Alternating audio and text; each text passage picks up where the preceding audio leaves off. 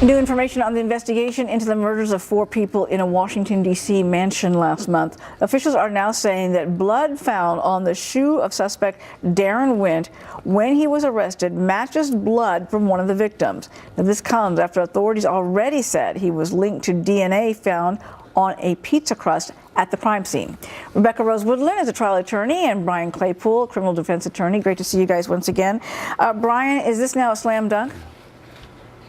Well, Uma, initially I thought it might be a slam dunk because up until now, all you have is the grainy video of Mr. Wint outside the home. You have the DNA evidence allegedly on a pizza box, which can be attacked because, as we know, DNA evidence is not 100% foolproof, and it is not a foolproof scientific method. But here's the issue. If you have now blood that matches one of the victims on Wint's shoe, that puts him actually at the scene of the crime inside the house, and that would be potentially devastating for him. But one more point I wanted to make was I thought this through, though. I'm a little bit befuddled, though, because how can law enforcement and forensic technicians get blood samples from the deceased victims if the house was burned to the ground and their bodies were burned recognition? So I'm a little bit suspicious of how they got this blood from the victims to match it to the blood on Wint's shoes. So there could be a reliability issue on this new evidence. Rebecca, do you share those similar concerns? You know, I share some concerns with this case in the same manner. The pizza crust. Well, maybe he had pizza crust. He did work for the family. Maybe he was invited in to have something to eat and then left. The connection with being at the house and committing a quadruple homicide is thus far from what we know, very, very faulty. Not saying that there isn't a lot more evidence we don't know, but just having been there, having some pizza, even blood on a shoe, doesn't necessarily mean he committed homicide. He could have committed assault, left the house, and then someone else, they think he had co-conspirators, someone else came in the house and did kill these people. We don't know yet. So I think to jump to conclusions as to whether this was a man who solely operated and killed 4 people and then set the house on fire is a lot based on what we have now. Because all you need really is reasonable doubt, right, Brian?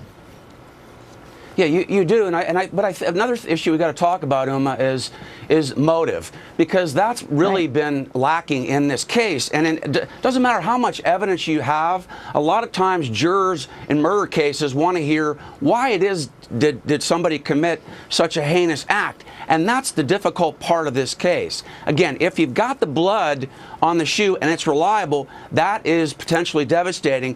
But this guy Wint, he worked 10 years ago for the deceased. And I think what the law enforcement needs to do here is look more closely back to see whether there might have been any disgruntled customers of the deceased. And he had an investment company in Puerto Rico as well. Did any investors go south there? Are they possibly aligned with Wint? Did they maybe hire Wint to commit this murder? I think there's more to the tale here.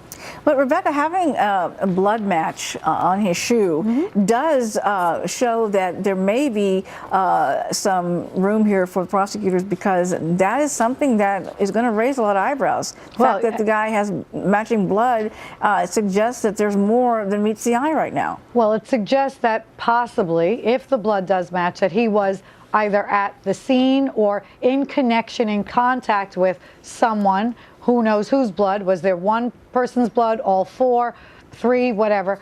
He was in contact with them, and they were probably having been assaulted, but again, not proved. So you have to have the connection. And again, as Brian did say, the motive. What is the motive here? Now, there's an understanding that there was a tremendous amount of cash in the house. Whether or not that's true, we don't know yet. Was this a robbery gone bad? How many other people did he act in concert with, or was he alone? I mean, there are so many questions here. It's hard to say yet that he'll be convicted of a quadruple homicide, but things are not looking good for him either.